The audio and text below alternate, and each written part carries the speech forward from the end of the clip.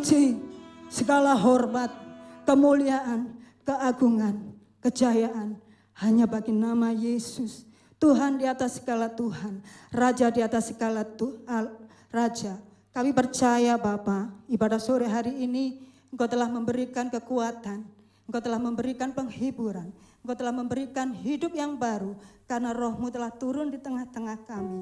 Kami percaya Bapa, saat kami memuji membesarkan nama-Mu, hadirat-Mu turun di tengah-tengah kami. Kami boleh dilepaskan dari segala belenggu apapun ya Tuhan. Kami percaya kuasa-Mu turun di tengah-tengah kami. Dan kami boleh bebas Tuhan memuji membesarkan nama-Mu. Sebab hanya nama-Mu saja yang layak kami tinggikan.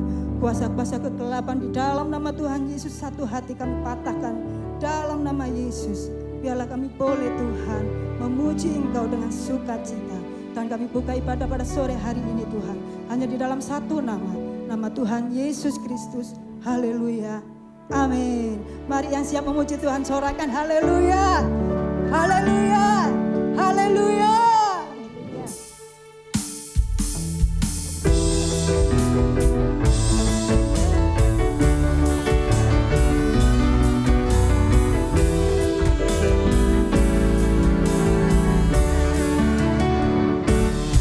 Gandol Gusti, gandol Gusti, gandol Gusti. Saben dino, dino wengi gandol Gusti. Gandol Gusti, gandol Gusti, gandol Gusti.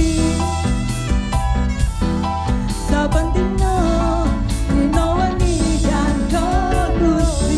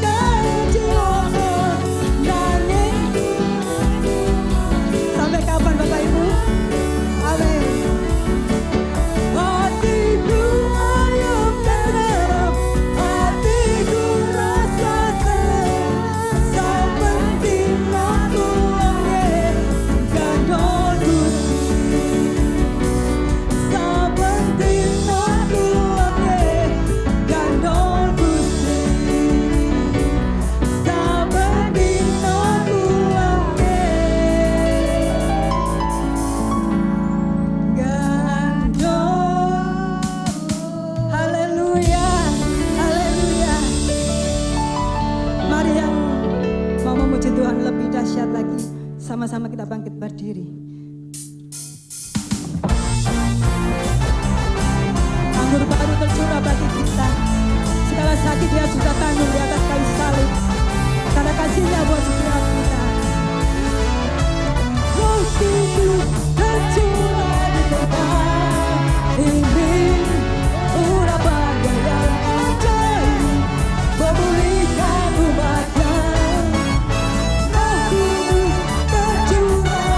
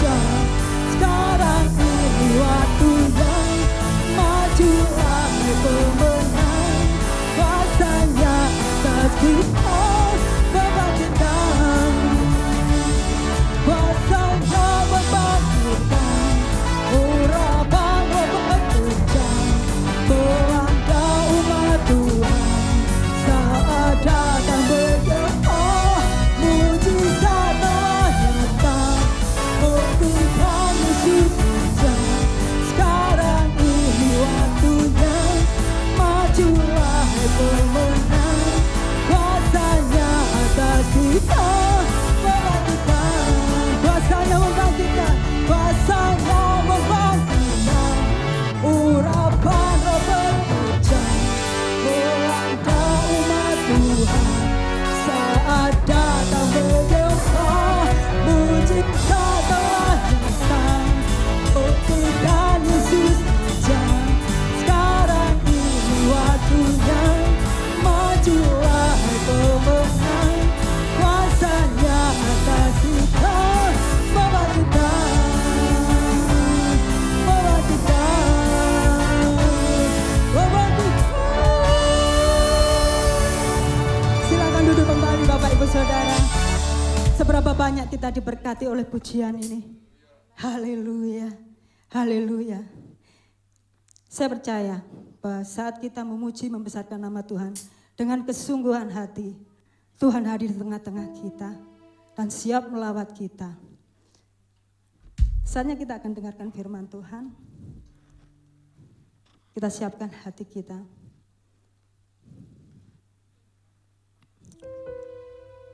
Rohnya yang memenuhi kehidupan kita, mengalir dalam kehidupan kita.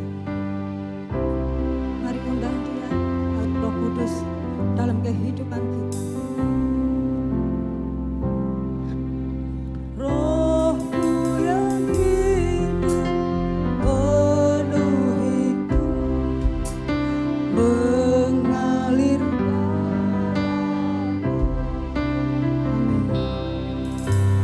jiwaku tenang bersamamu dalam naungan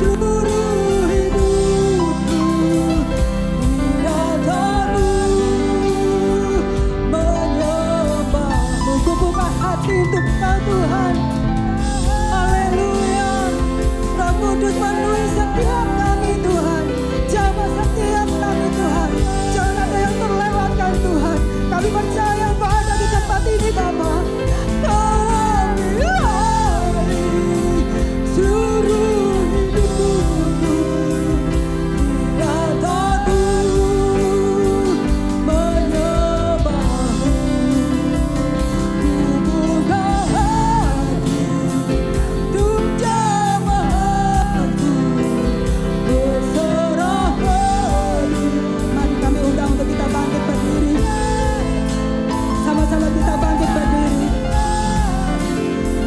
Seluruh hidupku tinggalkanku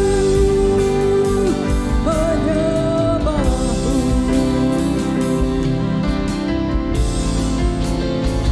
Ku buka hati untuk jamahatmu, berserah penuh di hadiratmu. Kau ambil alih seluruh hidupku, biarkanku menyembahmu. Ku buka hati untuk jamahatmu, berserah penuh di hadiratmu. Kau ambil alih seluruh hidupku, biarkanku menyembahmu. Ku buka hati Tuhan.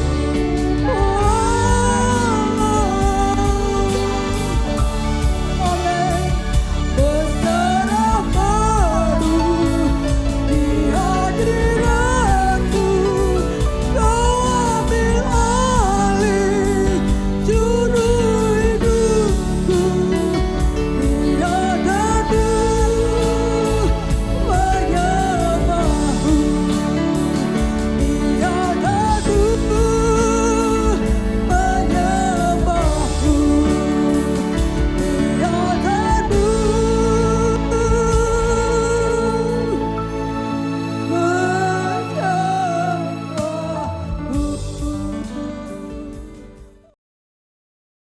Kami tahu Tuhan ada di tengah-tengah kami. Kepada Tuhan kami menaruh hormat. Kami mau bersyukur dan berterima kasih. Sebab kalau kami bisa ada seperti sekarang, semuanya karena Tuhan. Tuhan telah memberkati, menyembuhkan, dan menopang kami. Kami tahu hidup ini adalah anugerah, pemberian Tuhan semata. Kepada Tuhan masa depan kami mau percayakan dan serahkan. Tuhan kiranya terus memimpin langkah kami dan memberkatinya. Jamalah kami dan lawatlah kami dengan firman-Mu. Karena kebenaran firman Tuhan memberikan kekuatan sehingga kami paham apa yang menjadi rencana Tuhan dalam hidup kami. Urapi kami semua, urapi juga hamba-Mu ini. Dalam nama Tuhan Yesus Kristus. Semua yang percaya sama-sama katakan amin. Silakan duduk saudara. Shalom saudara-saudara. Saya pertama-tama mau mengucapkan terima kasih kepada Ibu Pendeta Linda yang sudah memberikan undangan dan mempercayakan kesempatan melayani firman Tuhan hari ini kepada saya. Dan saya senang bisa berjumpa dengan saudara-saudara yang tetap setia sampai hari ini. Saya yakin orang yang setia pasti diberkati. Saudara-saudara yang saya kasihi di dalam Tuhan, kalau kita tidak punya yang asli, biasanya kita cari yang lain, yang KW, yang imitasi. Yang imitasi, yang KW, yang lain itu pasti murah. Memang mirip dengan yang asli, tapi KW, tapi tidak asli, tapi lain. Misalnya sirkon. Sudah tahu sirkon?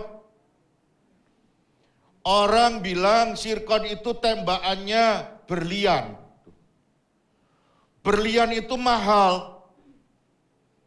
Nah, karena orang berpikir daripada mahal, lebih baik cari yang murah. Yang satu biji cuma 5.000 gitu. Itu namanya sirkon. Tapi berlian, itu yang kecilnya sama dengan sirkon itu, bisa jutaan bahkan puluhan juta. Demikian juga dengan Yesus. Ada Yesus yang asli, ada Yesus yang KW. Ada Yesus yang imitasi. Ada Yesus yang lain. Nah, hari-hari belakangan ini saya sangat dicemaskan oleh beredarnya Yesus-Yesus yang lain itu. Yang kalau tidak segera dibicarakan, yang asli kayak apa dan yang lain kayak apa, orang bisa gampang tertipu. Nah, hari ini saya mau menyampaikan firman Tuhan, temanya Yesus yang lain.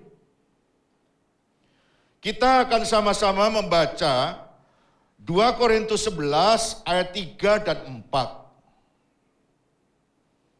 2 Korintus 11 ayat 3 dan 4. Tetapi aku takut, kalau pikiran kamu disesatkan dari kesetiaan kamu yang sejati kepada Kristus. Sama seperti Hawa diperdayakan oleh ular itu dengan kelicikannya. Sebab kamu sabar saja jika ada seorang datang memberitakan Yesus yang lain daripada yang telah kami beritakan, atau memberikan kepada kamu roh yang lain daripada yang telah kamu terima, atau Injil yang lain daripada yang telah kamu terima. Saudara-saudara, Rasul Paulus mengalami kegelisahan karena adanya jemaat yang sabar atau yang bersedia menerima Yesus yang lain, Injil yang lain, roh yang lain.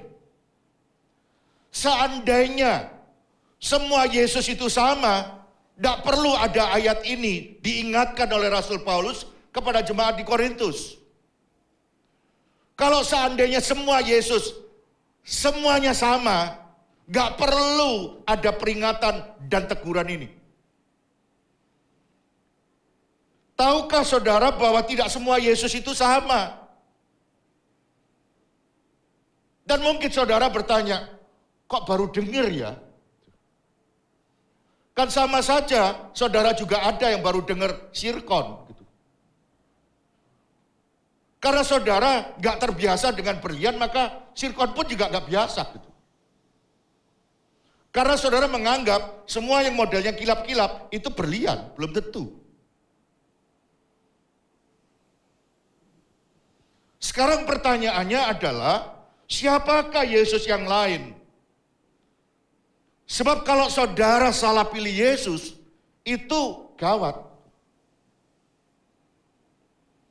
Jadi gimana? Yang modelnya Yesus yang lain itu gimana? Saudara-saudara, karena ini khotbahnya pendek, ya saya harus uber-uberan gitu. Kan nggak boleh khotbah panjang sekarang. Itu termasuk haram gitu. Yang pertama, Yesus yang lain itu adalah, kalau saudara tanya, Yesus yang kayak lain itu yang kayak apa Pak? Satu, Yesus yang tidak disalib, tidak mati, dan tidak bangkit. Tahukah saudara bahwa saat ini makin gencar orang memberitakan, Yesus itu gak mati. Yang disalib itu muridnya. Yang digantung di kayu salib itu muridnya. Yesus itu sudah belayu dulu. Gitu. Siapa yang ngomong Pak? Makanya sering-sering jalan-jalan supaya ngerti gitu. Jadi saudara-saudara, saya harus bilang, ada nih Yesus yang tidak salib, yang tidak mati dan tidak bangkit. Contoh supaya saudara paham. Kita baca Matius 27 ayat 15 sampai 17. Matius 27 ayat 15 sampai 17. Telah menjadi kebiasaan bagi wali negeri untuk membebaskan satu orang hukuman pada tiap-tiap hari raya itu atas pilihan orang banyak. Dan pada waktu itu ada dalam penjara seorang yang terkenal kejahatannya, yang bernama siapa? Wah, Yesus Barabas. Terus, karena mereka sudah berkumpul di sana, Pilatus berkata kepada mereka, "Siapa yang kamu kehendaki kubebaskan bagimu? Yesus Barabas atau Yesus yang disebut Kristus?" Dan mayoritas lebih suka Yesus Barabas, bukan Yesus Kristus. Itu sebabnya Yesus disalibkan, yang asli. Yang gak asli, itu gak disalib, gak mati. Jadi gak mati karena disalibkan. Kalau semua pasti mati sih, gitu. Jadi Yesus yang palsu itu gak pernah disalib. Dan gak akan mati karena disalib, karena gak pernah disalib dia. Ya mati biasa aja, gitu, kayak orang lain. Dan gak pernah bangkit. Tapi Yesus yang asli itu mati. Karena disalibkan menebus dosa kita. Sesuai dengan kitab suci. Yesus itu mati karena menyelamatkan kita. Dan pada hari yang ketiga, bangkit sesuai dengan kitab suci. Yesus yang tidak menyelamatkan adalah Yesus yang tidak pernah bangkit. Sekarang saudara coba periksa. Saudara itu percaya Yesus yang mati disalibkan atau Yesus yang tidak disalib? Sebab ada pandangan begini, "Wong Tuhan kok mati?" Tuhan itu kan mestinya gagah perkasa. Setidak-tidaknya ya kayak Superman gitu loh. Gak mati-mati kan gitu. Lalu Tuhan kok mati? Tuhan itu loh gak cool gitu. Masa mati? Jeketek disalib gitu. Jadi saudara-saudara, adanya perasaan tidak bangga karena Yesus disalibkan dan mati menebus dosa kita. Kadang-kadang kita bersedia mengganti dengan Yesus yang lain. Saudara-saudara yang saya kasih dalam Tuhan,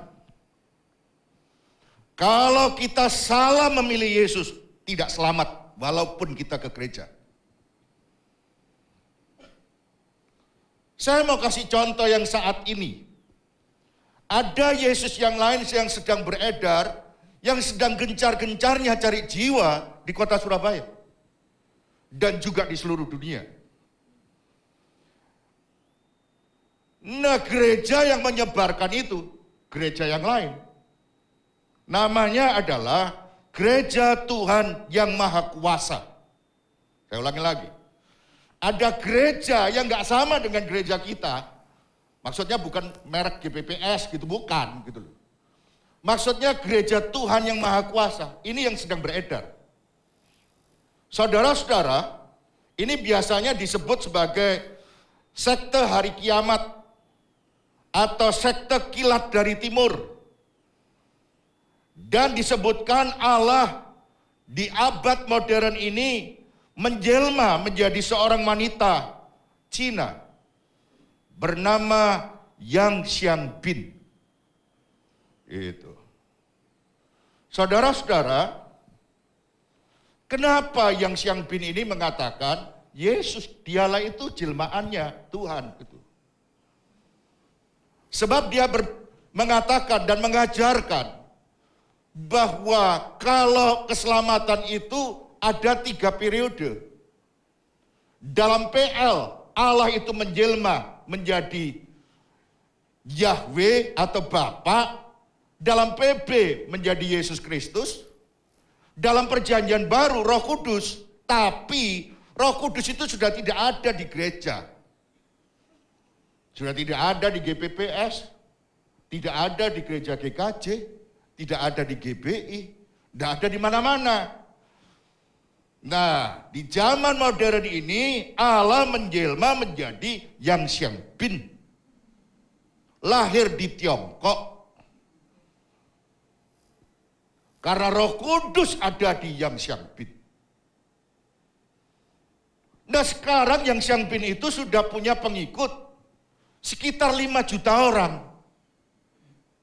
Dan terus secara aktif sekarang ini cari jiwa. Ya saudara nggak paham karena saudara maklum anteng di gereja masing-masing. Tapi tahukah saudara, dia sedang aktif nih, gereja di rumah-rumah orang. Saudara-saudara, saya mau menyampaikan bahwa cara dia cari jiwa itu dengan cara mengiming-iming pakai uang. Kamu melok Yesus yang dulu itu gak soge-soge. Kamu gak kaya. Ini Yesus yang asli. Saya kasih uang kamu. Yesus yang asli itu memberkati. Real. Kasih uang. Siapa di sini nggak mau duit? Angkat tangan. Semua mau. Nah, yang siang bin bersedia kasih uang. Tuh. Yang kedua, caranya gimana? Ya dengan cuci otak dan pemerasan. Orangnya itu dicuci otak. Itu gereja-gereja sudah ada Roh Kudusnya, kamu keliru. Yang sejati, yang benar itu adalah gereja Tuhan yang Maha Kuasa. Tuhannya itu yang Xiang Bin. Yang sekarang sudah pindah dari Cina ke New York City, Amerika Serikat. Di sana pemerintahan gereja Tuhan yang Maha Kuasa itu dijalankan. Jadi dicuci otaknya. Kalau saudara tanya, bagaimana Pak Pendeta kok bisa tahu? Saya tahu karena jemaat saya hampir jadi korban. Didatangi terus. Dan yang ketiga, dengan rayuan seksual. Maksudnya gimana Pak? Kamu itu kan gak kawin-kawin. Karena Tuhanmu itu gak maha kuasa. Gereja kita itu Tuhannya maha kuasa. Nanti nek kamu mau masuk kita, tak kawini kamu gitu. Halo? Kan banyak orang, wah iya ya, punya kemungkinan kawin ini. Lalu jawabnya, gitu. Halo? Paham caranya cari jiwa? Gitu. Nah, sebagai tambahan saya mau menyampaikan. Gereja Tuhan yang Maha Kuasa ini, di Cina, para petingginya, top-top leadernya pada ditangkap karena tindakan kriminal yang kayak begitu. Nah sekarang sudah masuk ini ke Indonesia dan di Surabaya gerilya. Salah satu yang sedang digerilya adalah jemaat saya. Makanya lalu saya bilang, wah kalau para hamba Tuhan dan gembala sidang tidak memberitahu bahwa ada gereja yang Maha Kuasa, Tuhan yang Maha Kuasa, dan Yesus yang lain yang sedang keluyuran, kan gitu. Bahaya nih jemaat. Halo? Iya. Saudara-saudara, dan perlu saudara ketahui, kalau ada orang bilang banyak jalan menuju Roma, itu salah. Tidak semua jalan menuju Roma. Coba saudara dari sini, mau lewat mana? Wonokromo atau lewat Perak? Saya ingin tahu kalau bisa tutup Roma. Halo? Halo? Atau saudara mau naik itu apa namanya, jembatan layang Madura? Saya ingin tahu. Roma mana yang saudara akan bisa capai? Gitu. Jadi itu ya, jangan terlalu yakin dengan omongan banyak jalan menuju Roma. Salah itu. Itu sebabnya salah pilih Yesus tidak selamat. Setuju ya? Ini yang pertama yang mendasar. Yang kedua, apa cirinya Yesus yang lain itu? Yang kedua, Yesus yang lain itu adalah Yesus yang materialistis. Wah, kok baru dengar sih Pak? Ya makanya itu, ini termasuk khotbah baru. Mari kita baca Matius 4 ayat 8 sampai 10. Dan iblis membawanya pula ke atas gunung yang sangat tinggi dan memperlihatkan kepadanya semua kerajaan dunia dengan kemegahannya dan berkata kepadanya, semua itu akan kuberikan kepadamu jika engkau sujud menyembah aku. Maka berkatalah Yesus kepadanya, nyalah iblis, sebab ada tertulis, engkau harus menyembah Tuhan Allahmu, dan hanya kepada Dia sajalah engkau berbakti. Saudara-saudara, Yesus itu kan bukan kaya, anak tukang kayu, betul nggak? Anaknya Maria, kerjaannya sebagai tukang kayu. Dan sekarang dibawa oleh iblis dan diberi tawaran. Semua yang mewah, semua yang betul-betul mencengangkan, kuberikan kepadamu. Biasanya orang itu kalau nggak punya kan mauan toh, halo? Betul nggak? Iya mauan gitu. Titik-titik mau, kan gitu kan.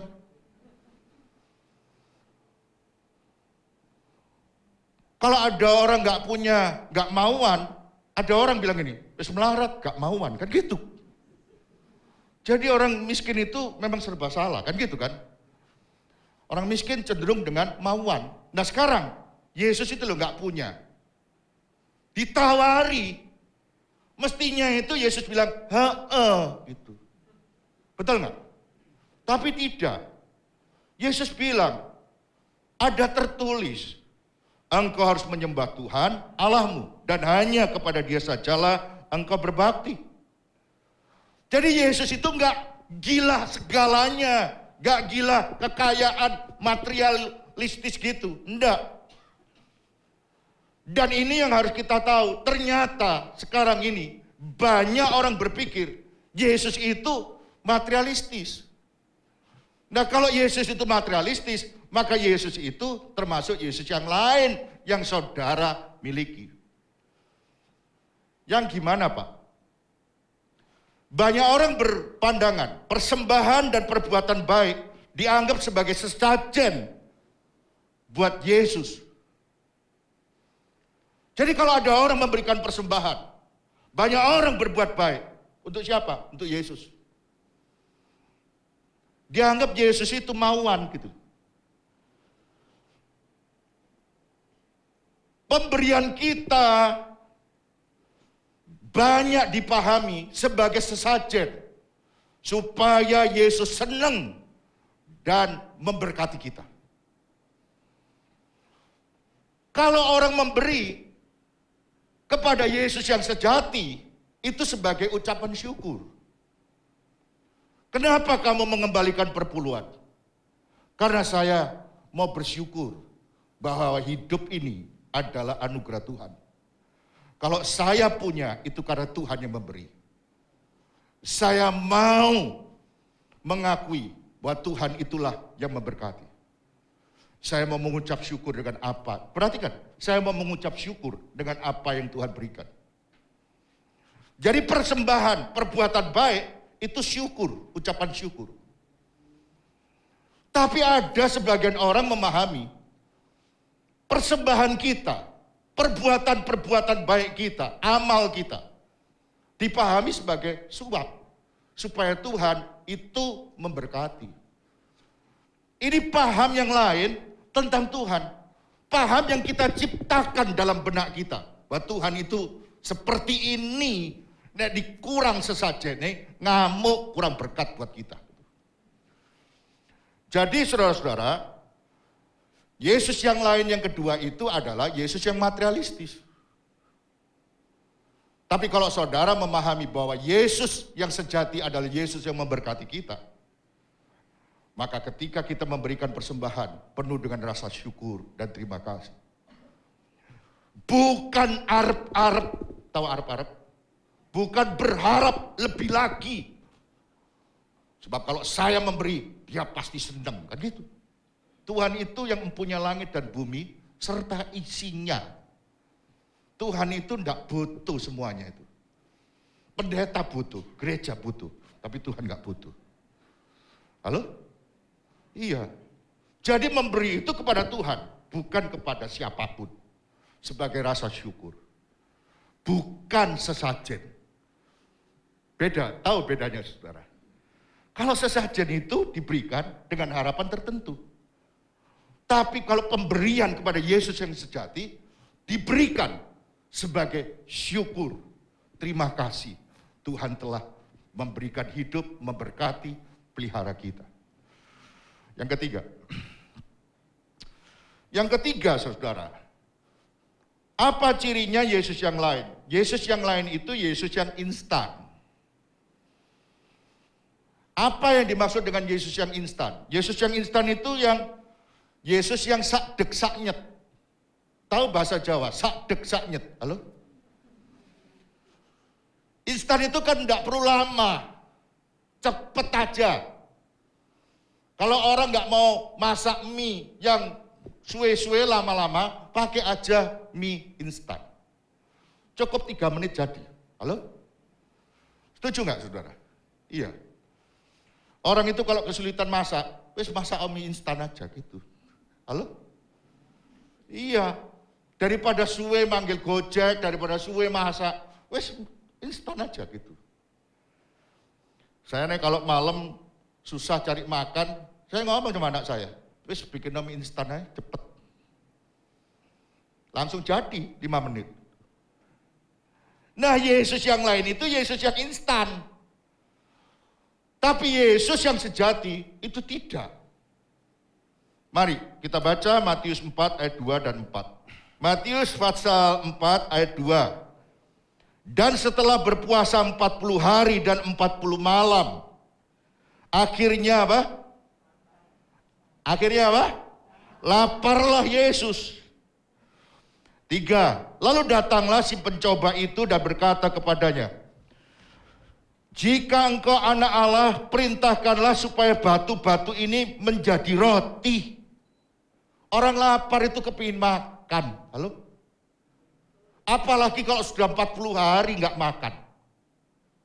Saya yakin pasti lapar. Betul nggak? Sekarang saya tanya, mampu gak Yesus bikin batu jadi roti? Hah? Mampu nggak? Mampu. Lapar, sekarang ada penawaran nih. Bikin batu jadi roti. Gak usah pergi pabrik roti. Pastinya Yesus itu kan setuju. Wong usulannya itu masuk akal. Hah? Betul nggak? Iya. Tapi apa yang Yesus katakan? Ayat 4. Tapi Yesus menjawab, ada tertulis. Manusia hidup bukan dari roti saja. Tapi dari setiap firman yang keluar dari mulut Allah. Jadi Yesus itu bukan Yesus yang instan. Bukan Yesus yang sak dek sak nyet. Walaupun butuh. Sekalipun perlu, Yesus itu tidak pernah mengingkari harus cepet-cepetan. Ingat ya saudara.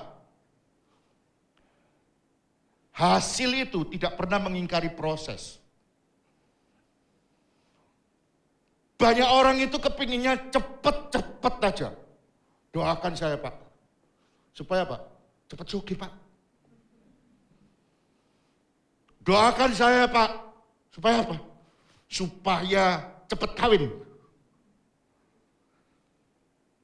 Orang tidak pernah berpikir bahwa untuk menjadi orang yang punya harus kerja, harus rajin, harus nabung. Betul nggak saudara?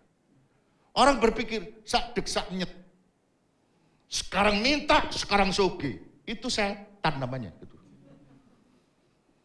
Kalau Tuhan itu tidak begitu cara kerjanya.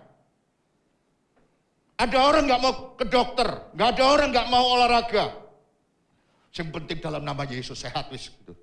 Ini kan nggak bener tuh. Kalau kamu kepingin sehat itu ya jagan makane, buk nyonyo gitu. Kalau kamu ya kepingin pinter ya belajar. Banyak orang kan kepingin pinter cuma tumpang tangan tok. Apa bisa tak? Gitu. Halo? Saudara seneng tak punya anak dimasukkan SD? Pak doa anak saya Pak. Kelas berapa? 1. Supaya tahun depan bisa lulus SMP. Seneng tak saudara punya anak, setahun terus langsung SMP dari kelas 1. Halo? Loh, masa Tuhan gak mampu? Itu namanya Tuhan yang instan, tapi Tuhan yang real, Tuhan yang sejati, Yesus Kristus, itu menghargai proses.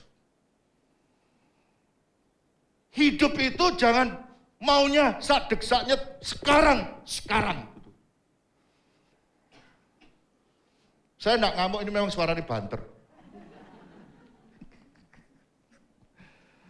Hasil itu tidak pernah mengingkari proses. Kalau orang itu prosesnya penuh dengan tekanan, liku-liku berat memperjuangkan hidup itu, hasilnya juga bagus. Mengapa anak-anak yang mengalami proses yang begitu rupa selalu tegar walaupun ada apa saja? Tapi anak yang selalu dipanja, hidupnya semuanya dicukupi, mudah untuk bunuh diri, mudah untuk patah semangat. Hamba Tuhan juga gitu. Berapa banyak sekarang ini yang berhenti jadi pendeta gara-gara pandemi. Susah sekarang jadi pendeta. Gak ada undangan ya, ngedrop KB.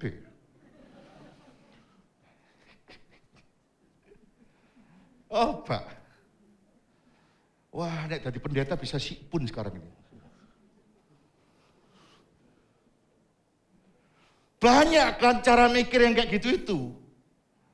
Pernah nggak saudara sadar bahwa menjadi pendeta itu memang nggak gampang, penuh air mata. Jangan selalu melihat enak itu. Hidup itu ada prosesnya, dan itu semuanya dikawal oleh Tuhan. Tiap langkahku, Tuhan apa? Iya, tiap langkah Tuhan itu selalu menyertai, menuntun kita, menolong kita. Hidup saudara boleh saja susah, tapi jangan lupa ada Tuhan yang selalu menyertai. Jangan selalu berpikir, sekarang minta, sekarang dapat. Sekarang doa, sekarang mujizat terjadi. Tidak selalu. Tidak selalu batu jadi roti. Halo? Ya, terakhir. Boleh tak, Ibu? Iya, wis 2 tahun. Masuk Kak full. Yang terakhir ya, yang keempat. Yesus yang lain, itu Yesus yang mau diperintah-perintah nuruti keinginan orang. Banyak orang itu menganggap bahwa karena hubungannya dekat dengan Yesus, kita ini sudah anak, kita ini dekat. Jadi kalau kita mau, pasti dia itu kasih. Salah. Sebab jawaban Tuhan itu terhadap permintaan kita itu tidak selalu iya. Bisa jadi tunggu, bisa jadi tidak. Sebab Tuhan itu kan tahu. Hanya iblis yang diperintah-perintah mau. Dikasih ayam hitam. Nanti kamu bisa dapat apa? Kasih kembang. Yesus kita itu makanannya bukan ayam hitam sama kembang. Yesus yang sejati itu tidak begitu. Contoh, kita baca Yohanes 2 ayat 3 dan 4.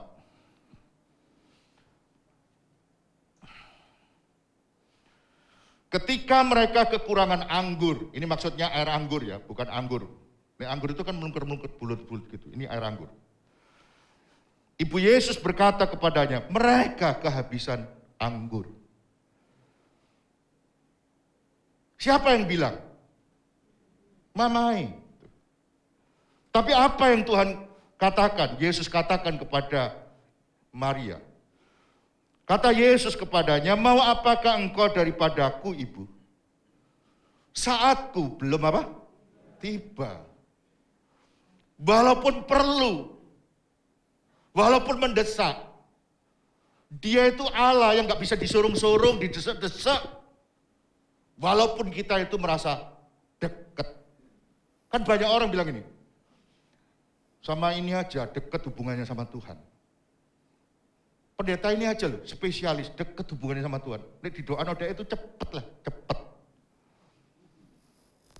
Gak salah tak? Wong Yesus aja, mamanya aja ditolak. Halo? Iya. Wong mamanya aja loh, dibilang, mau apa?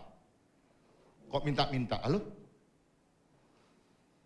Jadi, saudara harus paham bahwa kalau kita punya Yesus yang sejati, itu Yesus yang maha kuasa, yang punya otoritas.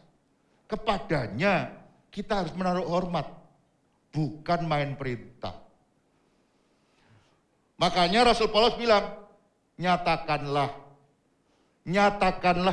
kepada Tuhan segala apa? Keinginanmu, gitu. Dalam doa dan ucapan syukur.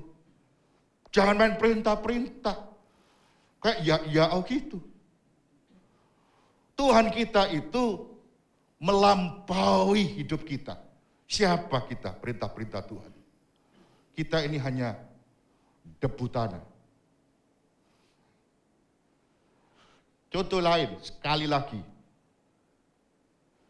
Kita baca dalam Yohanes 11 ayat 1 sampai 3. Ada seorang yang sedang sakit, namanya Lazarus. Ia tinggal di Betania, kampung Maria dan adiknya Marta. Maria ialah perempuan yang pernah meminyaki kaki Tuhan dengan minyak mur dan menyekanya dengan rambutnya. Dan Lazarus yang sakit itu adalah saudaranya. Kedua perempuan itu mengirim kabar kepada Yesus. Tuhan, dia yang engkau kasihi apa? Sakit. Sudah mati belum? Iya. Maunya disembuhkan sebelum mati atau dibangkitkan?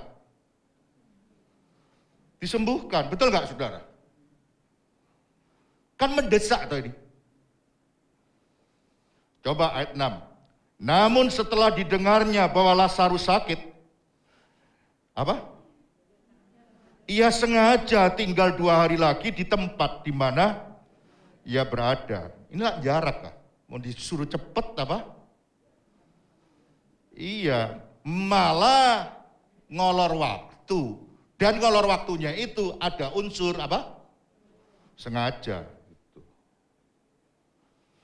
Saudara-saudara yang saya kasih dalam Tuhan, bukankah sering kali kita melakukan hal yang seperti itu? Karena menganggap, siapa? Maria itu yang meminyaki kaki Yesus. Itu entek akel loh. Halo? Betul nggak saudara? Bisa jadi kan? Masa Yesus itu nggak sadar? Siapa sih ngasih minyak sindise itu? Kakinya. Itu tak lapi ambil rambutku loh. Halo? Iya. Masa nggak eling kebaikannya orang? Berapa banyak gereja yang sudah tak bantu? Masa aku sekarang kepepet Tuhan nggak nolong? Jadi dianggap Tuhan itu utang budi. Harus nolong. Kita harus sadar. Dia itu Tuhan. Allah kita. Penguasa kita. Kepadanya kita harus menaruh hormat.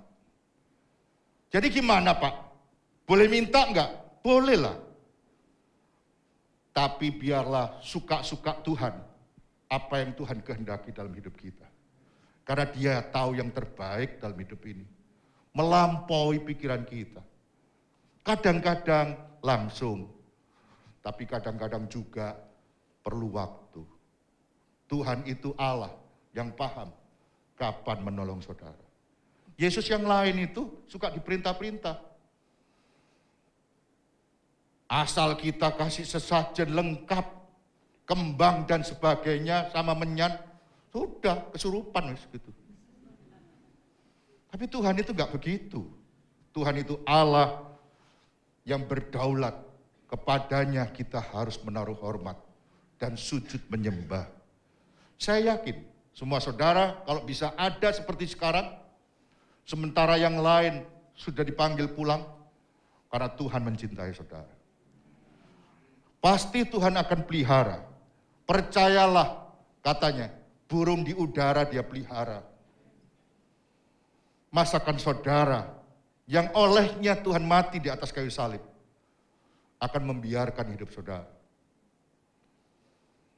Siapapun saudara, mau jemaat, mau pendeta, mau hamba Tuhan, mau siapa saja, Tuhan paham apa yang menjadi pergumulan kita.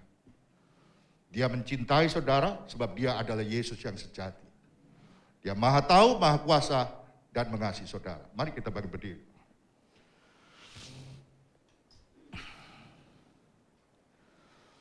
Tuhan Yesus, kami bersyukur sebab Engkau mengasihi kami. Sungguh kami percaya bahwa Engkau tidak pernah meninggalkan kami dan membiarkan kami. Di tengah-tengah keadaan yang serba menakutkan hari-hari belakangan ini, dan sangat membuat kami merasa cemas dalam hidup ini, kami percaya Tuhan akan melindungi kami, memberkati, menyertai kami. Sekalipun kami bukan orang yang punya, Tuhan tidak pernah membeda-bedakan orang. Jemaat di tempat ini Tuhan berkati. Semua yang melayani Tuhan berkati.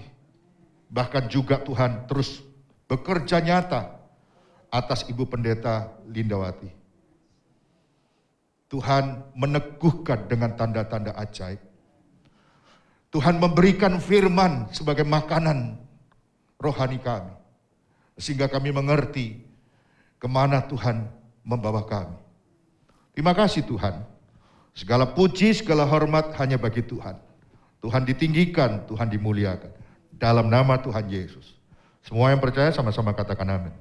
Amin. Di akhir ibadah ini sungguh kami mengucap syukur buat lawatan Tuhan, buat kehadiran Tuhan di tengah-tengah ibadah kami. Kami percaya kami yang sudah hadir, kami diberkati oleh Tuhan, diberkati keluarga kami, diberkati pekerjaan kami, diberkati studi kami dan anak-anak kami, diberkati pelayanan kami.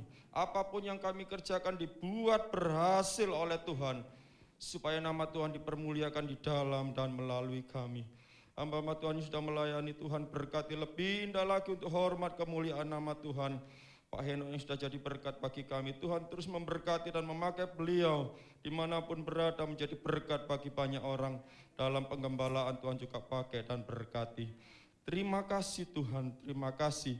Kami juga berdoa buat lingkungan sekitar gereja ini. Kami rindu gereja ini berdampak dan jadi berkat. Boleh tetap ada keamanan, ketentraman di tempat ini. Nama Tuhan yang dipermuliakan. Saat ini kami berdoa buat bangsa dan negara kami tetap menyerahkan ke dalam tangan Tuhan. Kami rindu Tuhan berkarya di tengah-tengah bangsa kami, khususnya di tengah-tengah pandemi ini, supaya cepat selesai dalam campur tangan dan pertolongan Tuhan. Tuhan pakai orang-orang yang berkompeten di dalamnya untuk menangani semua persoalan yang ada. Berkati pemerintah kami dari pusat sampai daerah, berikan hikmat, akal budi, takut akan Tuhan, supaya sungguh berkat-Mu nyata atas bangsa kami. Terima kasih Tuhan, terima kasih. Selesai ibadah ini kami akan kembali ke tempat kami masing-masing. Tuhan menyertai perjalanan kami jauh dekat, berjalan kaki berkendaraan kami dilindungi oleh Tuhan, supaya kami pulang dengan selamat, tidak kurang satu apapun. Itu sebabnya Tuhan, sekarang kami buka hati kami arahkan kepadamu dengan iman, kami akan terima berkat Tuhan. Tuhan memberkati engkau dan melindungi engkau. Tuhan menyinari engkau dengan wajah-Nya dan memberi engkau kasih karunia. Tuhan menghadapkan wajah-Nya kepadamu dan memberi engkau damai sejahtera. Pulang dan terimalah semua berkat yang terbaik yang datang dari Allah Bapa, kasih di dalam Tuhan Yesus Kristus, di dalam persekutuan Allah Roh Kudus yang terus menyertai kita sekarang sampai selama-lamanya. Di dalam nama Tuhan Yesus kami sudah berdoa dan mengucap syukur diberkati, sama-sama katakan amin. Selamat pulang, Tuhan Yesus memberkati, sampai berjumpa pada ibadah yang akan datang.